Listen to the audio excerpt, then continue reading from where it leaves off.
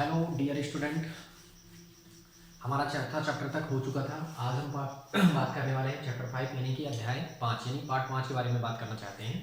तो चलिए देखते हैं सारी चीज़ों को। कल आप पार्ट 4 तक देख चुके हैं। आशा करता हूँ कि आप नोट्स बना करके पढ़ते होंगे और काफ़ी मेहनत कर रहे होंगे। अपनी एग्ज़ाम की तैयारी आप लगातार कर रहे होंगे। ठीक, चलिए आज हम बात करते हैं चैप्टर 5 के बारे में। ठीक, जो आपका पार्ट 5 है। तो चलिए देखते हैं। देखिए अध्याय 5 का नाम क्या है? नौबत खाने में इबादत। जिसके लेखक कौन है? यतीन्द्र मिश्र। यतीन्द्र मिश्र का जन्म कब हुआ था? 1977 पे हुआ है। ठीक है। अच्छा, ये भी हैं, ऐसा नहीं है कि ना 1977 में हुआ, ये भी हैं, प्रेजेंट में है ना। तो इसका ये मतलब नहीं कि आप इनकी मृत्यु को ढूंढ रहे हो, है ना, ऐसा नहीं है। किस विधा में लिखा गया है? ये व्यक्ति चित्र में लिखा गया है। किसमें लिखा गया है? व्यक्ति चित्र में, व्यक्ति चित्र गौण विधा में लिखा गया है। अच्छा, यतीन्द्र मिश्र जो है, यतीन्द्र मिश्र का जन्म अयोध्या उत्तर प्रदेश में हुआ है। यतीन्द्र मिश्र का जन्म कहाँ हुआ है? तो अयोध्या में हुआ है। अयोध्या कहाँ? उत्तर प्रदेश में, मतलब उत्तर प्रदेश राज्य और अयोध्या में हुआ है। यतीन्द्र मिश्र के 3 काव्य संग्रह प्रकाशित हुए हैं। कौन कौन से? यदा कदा, अयोध्या तथा अन्य कविताएं, ड्योढ़ी पर आलाप। ठीक है, ये इनकी 3 क्या हुई है? पेपर में ऐसा पूछ सकता है। यतीन्द्र मिश्र की कितनी काव्य संग्रह प्रकाशित हुई हैं? तो कितनी हुई हैं? 3। कितनी हुई हैं? 3 हुई हैं। नेक्स्ट देखते हैं। यतीन्द्र मिश्र ने शास्त्रीय गायिका गिरजा देवी के जीवन पर संगीत साधना पर एक पुस्तक गिरजा लिखी है। ठीक ना। यतीन्द्र मिश्र ने क्या किया है? शास्त्रीय गायिका गिरजा देवी के जीवन पर और संगीत साधना पर एक पुस्तक गिरजा नामक एक पुस्तक लिखी है। ध्यान रखिएगा। नौबत खाने में इबादत प्रसिद्ध सहनाई वादक उस्ताद बिस्मिल्लाह खां पर रोचक शैली में लिखा गया व्यक्ति चित्र है। ठीक, बिस्मिल्लाह खां की 80 वर्ष की उम्र में साधना चलती रही। बिस्मिल्लाह खां की कितने वर्ष की उम्र में साधना चलती रही? 80 वर्ष की उम्र में भी साधना उनकी चलती रही। यतीन्द्र मिश्र संगीत की शास्त्रीय परंपरा के गहरे जानकार हैं। है ना, सत्य में पूछ सकता है कि यतीन्द्र मिश्र संगीत की गहरी शास्त्रीय परंपरा के गहरे जानकार हैं। सत्य है कि सत्य? तो सत्य है। उस्ताद बिस्मिल्लाह खां सहनाई वादन के लिए प्रसिद्ध थे। उस्ताद बिस्मिल्लाह खां किसके लिए प्रसिद्ध थे? तो सहनाई वादन के लिए, सहनाई बजाने के लिए। ठीक, नेक्स्ट है आपका, अगर हम बात करें तो बिस्मिल्लाह खां का वास्तविक नाम क्या था? अमीरुद्दीन था। क्या नाम था? ये मोस्ट इंपॉर्टेंट पॉइंट बेटा, ध्यान रखना है। ठीक है, नेक्स्ट चलते हैं, आगे चलते हैं।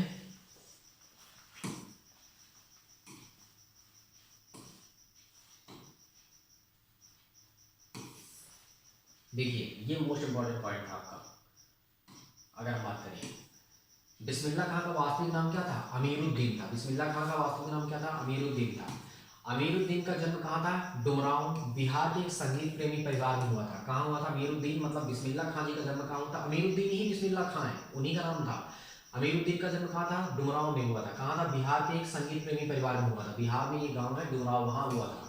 शहनाई बजाने के लिए रीड का प्रयोग होता है और रीड अंदर से क्या होती है? पोली होती है। पेपर में पूछा जाने वाला मोस्ट इंपॉर्टेंट है, रीड क्या है? ठीक है, ये क्वेश्चन पूछता है रीड क्या है। वो READ रीड, रीड ये पढ़ना वाला रीड नहीं। ठीक है, ये ध्यान रखना, ये नदी से निकाला जाता है। शहनाई पाठ पढ़ोगे तो समझ में आ जाएगा। शहनाई बजाने के लिए रीड का प्रयोग होता है और रीड अंदर से क्या होती है? पोली होती है। ठीक है, खोखली होती है। रीड नटकर एक प्रकार की घास है। रीड क्या है? नरकट, सॉरी, रीड नरकट एक प्रकार की घास से बनाई जाती है जो सोन नदी के किनारे पाई जाती है। मतलब ये रीड कहाँ पाई जाती है? एक प्रकार की ये नरकट यानी घास से बनाई जाती है जो सोन नदी के किनारे पाई जाती है। देखिए, बिस्मिल्लाह खां उस्ताद पैगंबर बख्श खां और मिट्ठन के छोटे साहिबजादे हैं। बिस्मिल्लाह खां जो उस्ताद हैं, बिस्मिल्लाह खां उस्ताद पैगंबर बख्श खां और मिट्ठन के छोटे साहिबजादे हैं। ठीक, अमीरुद्दीन के सहनाई गुरु अली बख्श खां थे। ठीक है, मोस्ट इंपॉर्टेंट पॉइंट। ठीक, ये मोस्ट इंपॉर्टेंट। ठीक, अमीरुद्दीन मतलब बिस्मिल्लाह खां। बिस्मिल्लाह खां के गुरु का नाम क्या था? अली बख्श खां। क्या था? अली बख्श खां। ठीक, देखिए, बिस्मिल्लाह खां की पसंदीदा हीरोइन कौन थी? सुलोचना थी। ठीक है, कौन थी? सुलोचना थी। Most important point.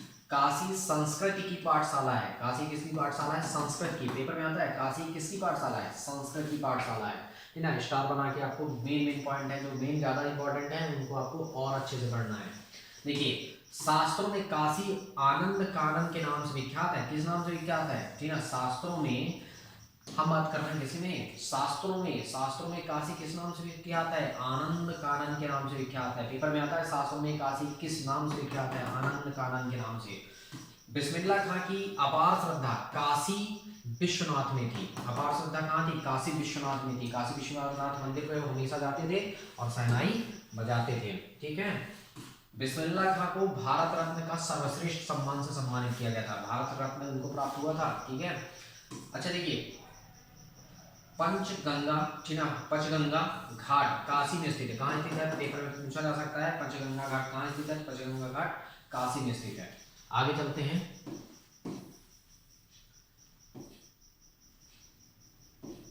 देखिए पंचगंगा घाट कहाँ स्थित है? काशी में स्थित है। काशी में मरण भी मंगल माना जाता है। काशी में मरण भी मंगल माना जाता है। सत्य सत्य सत्य है। इस धरती पर शहनाई और काशी से बढ़कर कोई जन्नत नहीं। बिस्मिल्लाह खां का कहना था कि इस धरती पर शहनाई और काशी से बढ़कर कोई जन्नत नहीं है। देखिए नेक्स्ट अगर हम देखते हैं तो काशी में संगीत आयोजन एक प्राचीन एवं अद्भुत परंपरा है। ठीक है, सत्य सत्य में पेपर में क्वेश्चन पूछ सकता है आपसे। ठीक है, सत्य सत्य के तौर पे पूछा जाता है। देखिए कि काशी में संगीत आयोजन एक प्राचीन और अद्भुत परंपरा है। हाँ सत्य है। देखिए बिस्मिल्लाह खां को शहनाई की मंगल ध्वनि नायक माना जाता है। बिस्मिल्लाह खां को शहनाई की मंगल ध्वनि का नायक माना जाता है। शहनाई शुभ कार्यों में बनाई जाती है, लंबी से होती है, ठीक है, कुछ इस प्रकार की, फूंकते रहते हैं उसको, बजाते रहते हैं, ऐसे टाइप में रहता है। आप देखे होंगे ऐसे, ठीक ना, शादी वगैरह में पहले एक टाइम में खूब बजाया करते थे। अब तो इस टाइम पे डीजे वगैरह ले आके बजाते रहते हैं, है ना। अब देखिए शहनाई को सुशिर वाद्यों में शाह की उपाधि दी गई है। सुशिर वाद्यों में शाह की उपाधि दी गई है। फूंक मारकर बजाने वाले सुशिर वाद्य यंत्रों में बांसुरी, शहनाई, नागस्वरम, बीन है। ठीक ना, देखिए फूंक कर बजाने वाले, पेपर में आ सकता है फूंक कर बजाए जाने वाले यंत्रों के नाम बताइए। तो फूंक कर बजाए जाने वाले सुशिर वाद्य यंत्रों में बांसुरी को फूंक कर बजाया जाता है, शहनाई को और नागस्वरम और बीन को ये नहीं क्या किया जाता, फूंक कर बजाया जाता है। देखिए आघात से बजाए जाने वाले धातु वाद्य यंत्र मांझ, ठीक है, आघात का मतलब होता है, आघात मतलब मारने से, ठीक है, आघात से बजाए जाने वाले धातु, जो धातु के वाद्य यंत्र झांझ, ठीक है, क्या होता है, झांझ होता है ना, रामायण वगैरह में लेके बैठ जाते हैं बजाने के लिए। मंजीरा, घुंघरू, जिन्हें घनवाद्य कहा जाता है। क्या कहा जाता है? घनवाद्य। पेपर में आ सकता है घनवाद्य किसे कहते हैं, ठीक है, मान लीजिए पेपर में आ रहे घनवाद्य किसे कहते हैं, ठीक है, घनवाद्य, वाद्य मतलब बजाना, ठीक है। चमड़े से मड़े अवनद्ध वाद्यों में तबला, ढोलक, मृदंग आदि हैं, ठीक है। पेपर में आ सकता है कि चमड़े से बने, ठीक है, मोस्ट इंपॉर्टेंट है, 2022 में पूछा भी गया था। चमड़े से बने वाद्य यंत्रों को बताइए। वाद्य मतलब बजने वाले यंत्रों के नाम बताइए। तो चमड़े से बने, जो देखो चमड़े से मड़े हुए कौन है? अवनद्ध वाद्यों में तबला, ढोलक, मृदंग, मतलब तबला, ढोलक और मृदंग है, ठीक है। देखिए डुमरांव में भारत रत्न बिस्मिल्लाह खां का जन्म हुआ, है ना, तथा शहनाई बजाने वाले काम वाली रीढ़ के लिए घास भी डुमरांव में ही पाई जाती है। मतलब जो रीढ़ थी वो कहाँ पाई जाती थी? रीढ़ जो थी वो डुमरांव में ही, सोन नदी थी, सोन नदी में ही पाई जाती थी, ठीक है। बिस्मिल्लाह खां हिंदू मुस्लिम एकता के समर्थक थे। ये सत्य में पूछा गया था, ठीक है, और एक शब्द में बनाया था बिस्मिल्लाह का, 2024 पेपर में आया था, ठीक है। बिस्मिल्लाह खां हिंदू मुस्लिम एकता के क्या थे? समर्थक थे। इसको एक बार और देखिए, डुमरांव में भारत रत्न बिस्मिल्लाह खां का जन्म हुआ था। भारत रत्न बिस्मिल्लाह खां मतलब बिस्मिल्लाह खां को भारत रत्न प्राप्त हुआ था, उनका जन्म हुआ था। तथा शहनाई बजाने के काम में आने वाली जो रीढ़ के लिए घास भी डुमरांव में ही पाई जाती है, ठीक है, ये ध्यान रखना है। अच्छा ये पार्ट हमारा खत्म। अब हम चलते हैं अगले पार्ट पे। अगले पार्ट का नाम हमारा है, ठीक है, अगर हम बात करते हैं संस्कृति, क्या नाम है? संस्कृति नाम है, ठीक है। तो संस्कृति वाले पार्ट में अगर हम चलते हैं तो देखते हैं संस्कृत में क्या क्या पढ़ना है, अपन को देखना है। मेन पॉइंट जो है अपने इंपॉर्टेंट पॉइंट है उनको अपन कवर करेंगे, है ना, और आप अच्छे से पढ़ें और नोट्स जरूर बनाएं। देखिए संस्कृति नामक पार्ट है, भदंत आनंद कौशलायन, ठीक ना, इनके कौन है? लेखक हैं। जन्म इनका 1905 में हुआ था, मृत्यु इनकी 1988 में हुई थी। निबंध विधा पे इन्होंने लिखा था, ठीक है। कौन सी विधा में लिखा था? निबंध विधा में। पेपर में खूब आता है बेटा, ठीक है। सही बोल में जाता है कि संस्कृत किस विधा में लिखा गया है, संस्कृति नामक पाठ किस विधा में लिखा गया है, तो निबंध नामक विधा में लिखा गया है। नेक्स्ट अगर हम देखते हैं, आगे देखें, भदंत आनंद कौशलायन का जन्म कहाँ? पंजाब के अंबाला जिले, ठीक है। देखिए, भदंत आनंद कौशलायन का जन्म पंजाब के अंबाला जिले, किस जिले में? अंबाला जिले के सोहाना गांव में हुआ था। किस गांव में हुआ था? सोहाना गांव में हुआ था। अंबाला जिला था, सोहाना गांव था, ये ध्यान रखना है। देखिए, मैं कई बार ये चीज़ बोल रहा हूँ कि आपको लगातार कई बार पढ़ना होगा और बहुत अच्छे से आपको याद रखना होगा, नहीं तो आप भूल जाएंगे, कि ना कन्फ्यूजन आएगी। इसलिए बहुत अच्छे से सभी का गांव, शहर, राज्य अच्छे से याद रखिएगा, ताकि आपसे जब कोई पूछे, क्वेश्चन में आए, तब आप उसे लिख पाएंगे। देखिए, अनन्य हिंदी सेवी कौशलायन जी बौद्ध भिक्षु थे, ठीक है। क्या थे ये? बौद्ध धर्म को अपनाए, बौद्ध भिक्षु थे। उन्होंने देश विदेश की काफ़ी यात्राएं तथा बौद्ध धर्म के प्रचार प्रसार के लिए अपना जीवन क्या कर दिया था? समर्पित कर दिया था। भदंत आनंद कौशलायन लंबे अरसे तक वर्धा में रहे हैं। कहाँ रहे हैं? लंबे अरसे तक वर्धा में थे। भदंत की 20 से अधिक पुस्तकें प्रकाशित हैं। कितनी पुस्तकें प्रकाशित हुई हैं? 20 से अधिक। ठीक, भदंत आनंद कौशलायन जी की कितनी पुस्तकें? 20 से अधिक पुस्तकें। भदंत की प्रमुख रचना भिक्षु के पत्र, जो भूल न सका, आह ऐसी दरिद्रता, बहानेबाजी, यदि बाबा ना होते, रेल का टिकट, कहाँ क्या देखा आदि, ये इनकी क्या है? रचनाएं हैं। ठीक, अब हम आगे चलते हैं।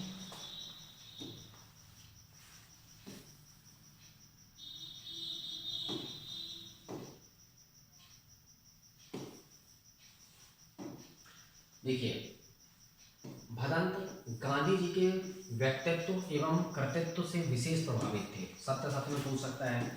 संस्कृति निबंध हमें सभ्यता संस्कृति से जुड़े अनेक जटिल प्रश्नों से टकराने की प्रेरणा देती है। संस्कृति निबंध जो है वो हमें क्या प्रेरणा देती है? सभ्यता और संस्कृति से जुड़े अनेक जटिल प्रश्नों से टकराने की प्रेरणा देता है, ठीक है, ये ध्यान रखना है। लेखक भदंत आनंद कौशलायन ने सभ्यता को संस्कृत का परिमाण कहा है। क्या कहा? संस्कृत को क्या कहा जाता है? संस्कृति को, सभ्यता को संस्कृति का परिणाम कहा जाता है, परिणाम कहा जाता है, ध्यान रखिएगा। एक संस्कृति पाठ में न्यूटन को संस्कृत मानव कहा गया है, संस्कृत मानव कहा गया है। संस्कृत पाठ में न्यूटन को क्या किया गया है? संस्कृत मानव कहा गया है। गुरुत्वाकर्षण का आविष्कार न्यूटन ने किया था, ठीक, ये तो आप पढ़े भी होंगे, 9th में भी था। मानव संस्कृति एक अविभाज्य वस्तु है, ये सत्य में खूब पूछा जाता है। एक संस्कृत व्यक्ति किसी नई चीज की खोज करता है। जो संस्कृत व्यक्ति होता है वो नई चीज की क्या करता है? खोज करता है। 2023 में पेपर में आया था, इस बार पूछे जाने की संभावना सबसे ज्यादा है। आग के आविष्कार के पीछे पेट की ज्वाला की प्रेरणा रही होगी। आग का आविष्कार कब हुआ था? पेट की ज्वाला हुई, इसलिए मतलब काफी भूख लगने के कारण। आग के आविष्कार के पीछे पेट की ज्वाला की प्रेरणा रही होगी, सत्य सत्य में हो सकता है। भदंत आनंद कौशलायन के बचपन का नाम क्या था? हरनाम था, ये मोस्ट इंपॉर्टेंट, हरनाम दास था। क्या नाम था? हरनाम दास था, ये मोस्ट है इसमें, ठीक। तो ये आपके पास ये हुआ। आगे देखते हैं अपन। तो आज के लिए बस फिलहाल ये आज आपका पूरा चैप्टर खत्म हो गया, ठीक है। मतलब अगर हम बात करते हैं तो क्षितिज भाग 2 आपका पूरा, गद्य खंड भी खत्म हो गया और पद्य खंड भी क्लियर खत्म हो गया, ठीक है। अब आज हम कुछ चर्चाएं करेंगे। आज हम थोड़ी सी देखने वाले हैं कि अभी हमारे पास एक और चैप्टर बचा है, अब हम उसके बारे में भी थोड़ी चर्चा कर लेते हैं। एक और बुक है,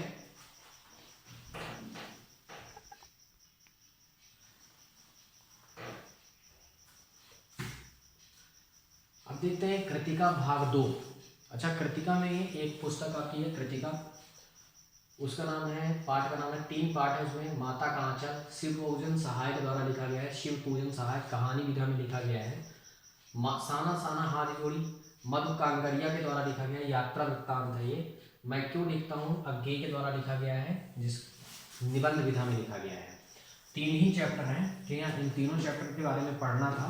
तो आज हम बात करते हैं कृतिका, ठीक है। कृतिका के पहले चैप्टर के बारे में आज हम बात कर लेते हैं, बाकी 2 चैप्टर के बारे में हम अगले वीडियो लेक्चर में बात करेंगे, ठीक है। इतने में आपका ये सब खत्म होगा। फिर हम डिस्कशन करेंगे कि 2-2 नंबर के कौन से सबसे ज़्यादा इंपॉर्टेंट क्वेश्चन आपके हैं, सब्जेक्टली क्वेश्चन के बारे में डिस्कशन करेंगे। तो एक ही कृतिका भाग 2 की अगर हम बात करते हैं, तो कृतिका भाग 2 में अगर हम बात कर रहे हैं तो देखिए, पाठ का नाम क्या है? माता का आंचल। लेखक का नाम क्या है? शिवपूजन सहाय। विधा का नाम क्या है?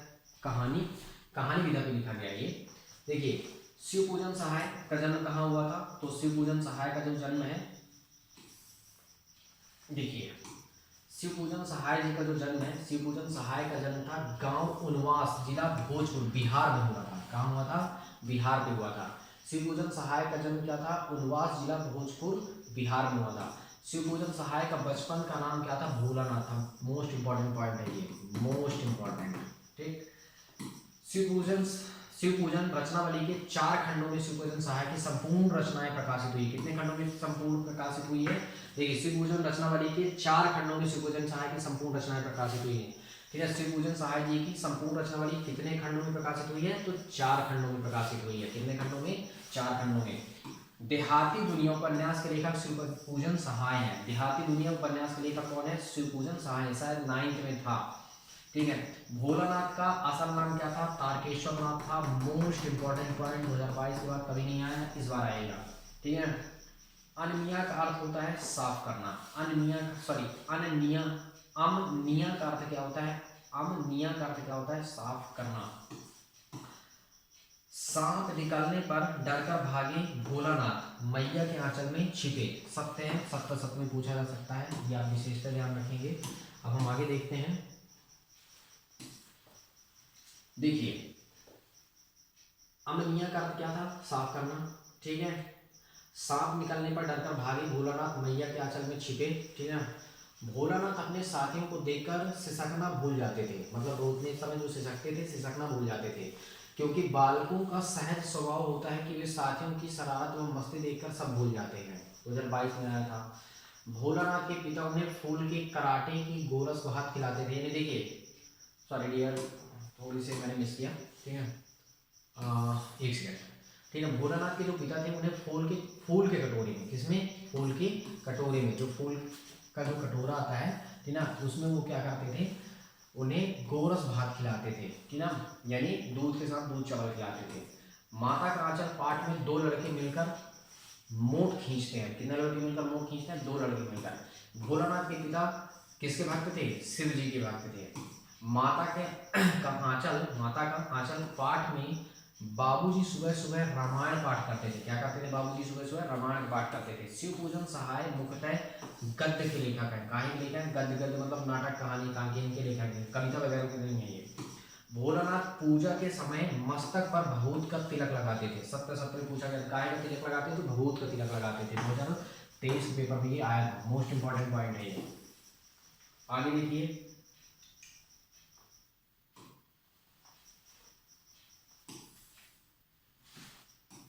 देखिए, देखिए भोलानाथ और उनके पिताजी कभी कभी कुश्ती भी लड़ते थे। क्या करते थे? कुश्ती लड़ते थे। भोलानाथ और उनके साथी चूहों के बिल से पानी, देखो भोलानाथ और उनके जो साथी थे चूहों के बिल से पानी उलीचने लगे थे। ठीक है, मतलब पानी डाल रहे थे, निकाल रहे थे। ठीक है, लड़के और बंदर पराई पीर नहीं समझते। लड़के और बंदर पराई पीर नहीं समझते, दूसरों का दुख नहीं समझते हैं। ठीक है, भोलानाथ के पिता रामनामा बही में 1000 बार राम राम लिखते थे। कितने बार राम? देखो एक रामनामा बही थे, उन्होंने एक कॉपी बना रखी थी जिसमें वो क्या करते? 1000 बार राम राम लिखते थे। कितने बार? 1000 बार, यानी कितने बार राम राम लिखते थे? 1000 बार लिखते थे। भोलानाथ के पिता आटे की 500 गोलियां मछलियों को खिलाते थे। कितने? 500 गोली। 2023 के पेपर में आया था बेटा, मोस्ट इंपॉर्टेंट पॉइंट है ये ना। भोलानाथ के पिता आटे की 500 गोलियां मछलियों को क्या करते? खिलाते, गोलियां बना के खिलाते थे। भोलानाथ और उसके साथी टीना अमूले को, टीना अमूले को घिसकर सहनाई बजाते थे। किसको? अमूले को घिसकर क्या करते थे? सहनाई बजाते थे। बरखा के बंद होते ही बाग में बहुत से बिच्छू नजर आए। ठीक है, बरखा के बंद होते ही बाग में बहुत से बिच्छू नजर आए। विपदा के समय भोलानाथ मैया के आंचल में जाकर छिप जाता है। ठीक है, सब में पूछा जा सकता है। भोलानाथ अपने पिताजी को बाबूजी और माताजी को मैया कहकर पुकारते थे। ठीक है, बचपन में भोलानाथ का अधिकांश समय अपने माता यानी सॉरी अपने पिता के सानिध्य में गुजरा था। सानिध्य में गुजरा था, मतलब वो अधिकतम पिताजी के साथ ही रहते थे। भोलानाथ और उनके हम उम्र चबूतरे के एक कोने पर नाटक घर बना देते थे। कि ना उनके जो हमदर्द थे यानी उनके साथ जो खेलने वाले बच्चे थे वो क्या करते थे? भोलानाथ और उनके हम उम्र के जो बच्चे थे चबूतरे पर एक कोने में नाटक का क्या करते थे? नाटक घर बना देते थे। फिर देखिए आगे चलते हैं।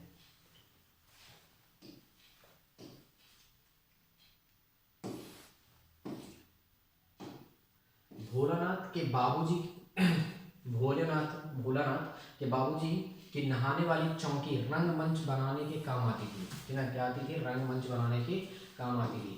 भोलानाथ, ऐसा आ सकता है क्वेश्चन के रंगमंच बनाने के लिए क्या यूज किया जाता था, क्या प्रयोग करते थे? तो क्या करते थे?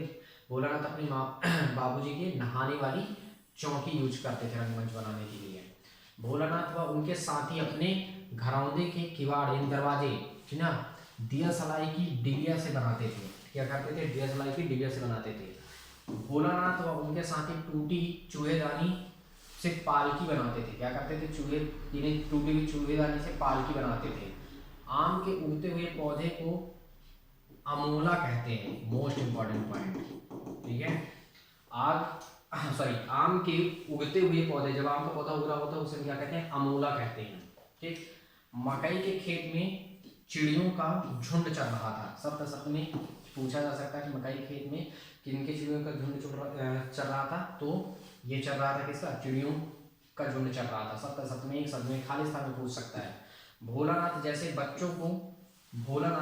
बच्चों को वस्तुएं सुलभता से वह बिना मूल खर्च किए ही प्राप्त हो जाती है, परंतु आज के बच्चों को खेल सामग्री मूल खर्च करने पर भी प्राप्त नहीं होती है। ये भोलानाथ को क्या था?